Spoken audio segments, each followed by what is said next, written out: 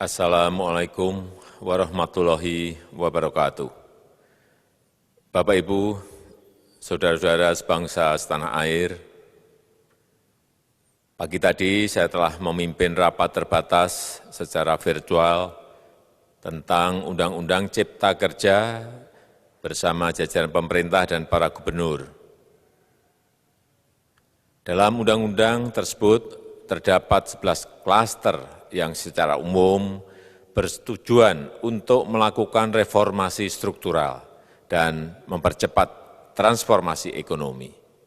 Adapun klaster tersebut adalah urusan penyederhanaan perizinan, urusan persyaratan investasi, urusan ketenagakerjaan, urusan pengadaan lahan, urusan kemudahan berusaha, urusan dukungan riset dan inovasi, urusan administrasi pemerintahan, urusan pengenaan sanksi, urusan kemudahan pemberdayaan dan perlindungan UMKM, urusan investasi dan proyek pemerintah, serta urusan kawasan ekonomi. Dalam rapat terbatas tersebut, saya tegaskan mengapa kita membutuhkan Undang-Undang Cipta Kerja. Pertama, setiap tahun ada sekitar 2,9 juta penduduk usia kerja baru, anak muda yang masuk ke pasar kerja, sehingga kebutuhan atas lapangan kerja baru sangat-sangat mendesak. Apalagi di tengah pandemi, terdapat kurang lebih 6,9 juta pengangguran dan 3,5 juta pekerja terdampak pandemi COVID-19. Dan sebanyak 87% dari total penduduk bekerja memiliki tingkat pendidikan setingkat SMA ke bawah, di mana 39% berpendidikan sekolah dasar. Sehingga perlu mendorong penciptaan lapangan kerja baru, khususnya di sektor padat karya. Jadi, Undang-Undang Cipta Kerja bertujuan untuk menyediakan lapangan kerja sebanyak-banyaknya bagi para pencari kerja serta para pengangguran. Kedua, dengan Undang-Undang Cipta Kerja akan memudahkan masyarakat, khususnya usaha mikro kecil, untuk membuka usaha baru.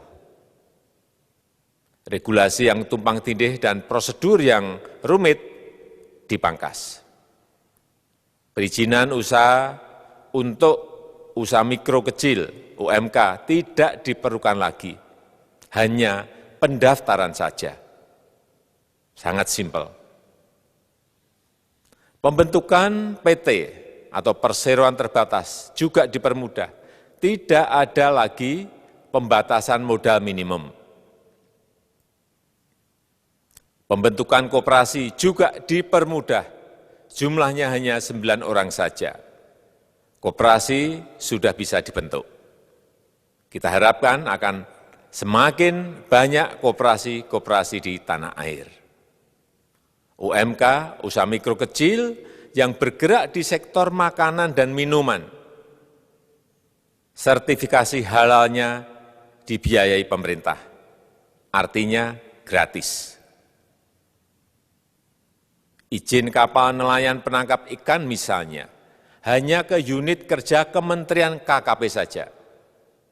Kalau sebelumnya harus mengajukan ke Kementerian KKP, Kementerian Perhubungan, dan instansi-instansi yang lain. Sekarang ini cukup dari unit di Kementerian KKP saja.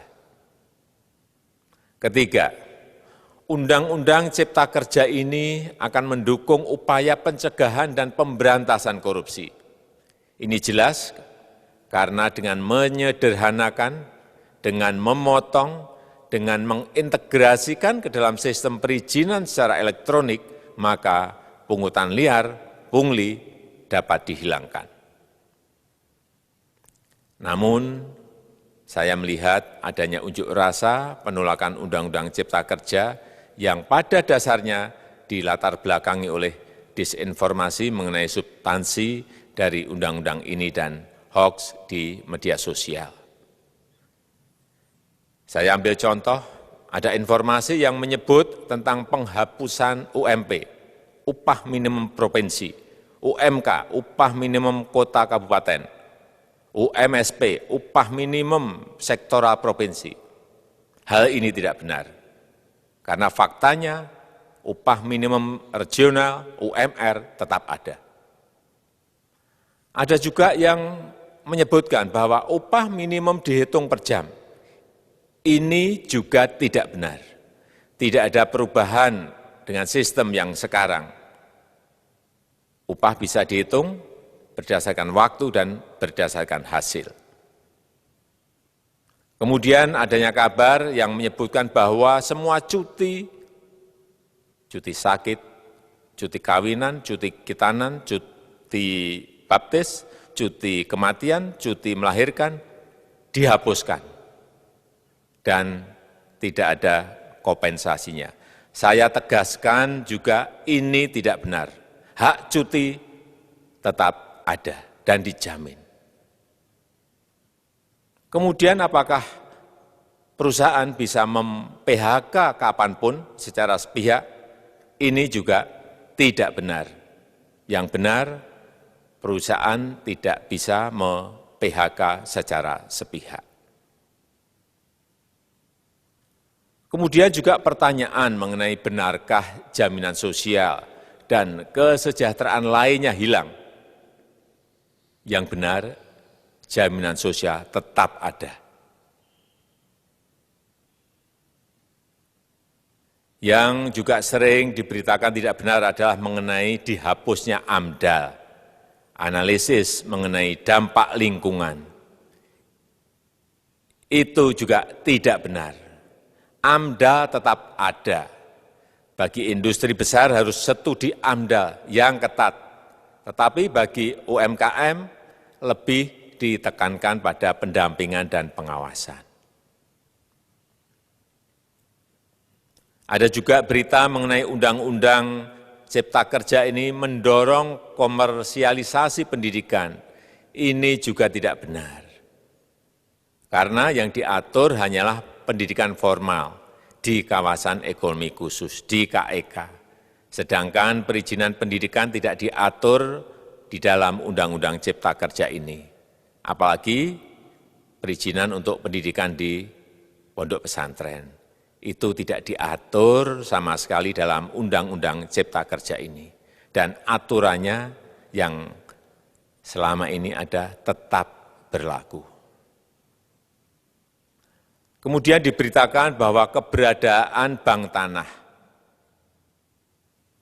Bank tanah ini diperlukan untuk menjamin kepentingan umum, kepentingan sosial, kepentingan pembangunan nasional, pemerataan ekonomi, dan konsolidasi lahan serta reforma agraria.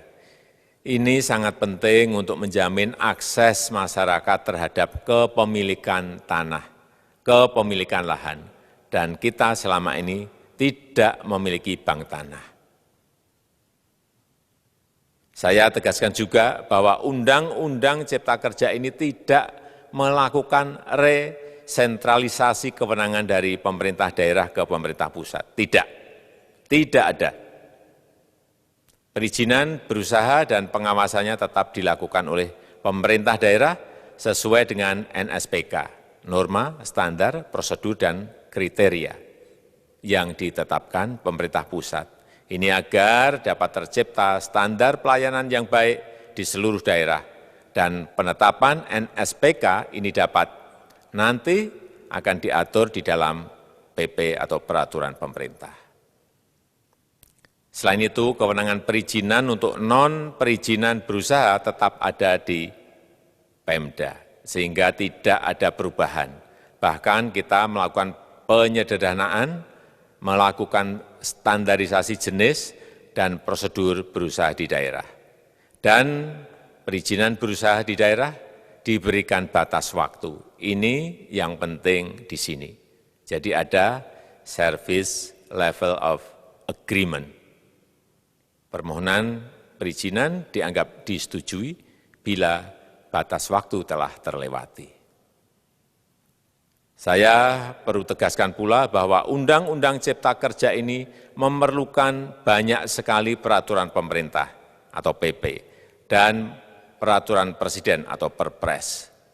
Jadi setelah ini akan muncul PP dan Perpres yang akan kita selesaikan paling lambat 3 bulan setelah diundangkan. Kita pemerintah membuka dan mengundang masukan-masukan dari masyarakat dan masih terbuka usulan-usulan dan masukan dari daerah-daerah.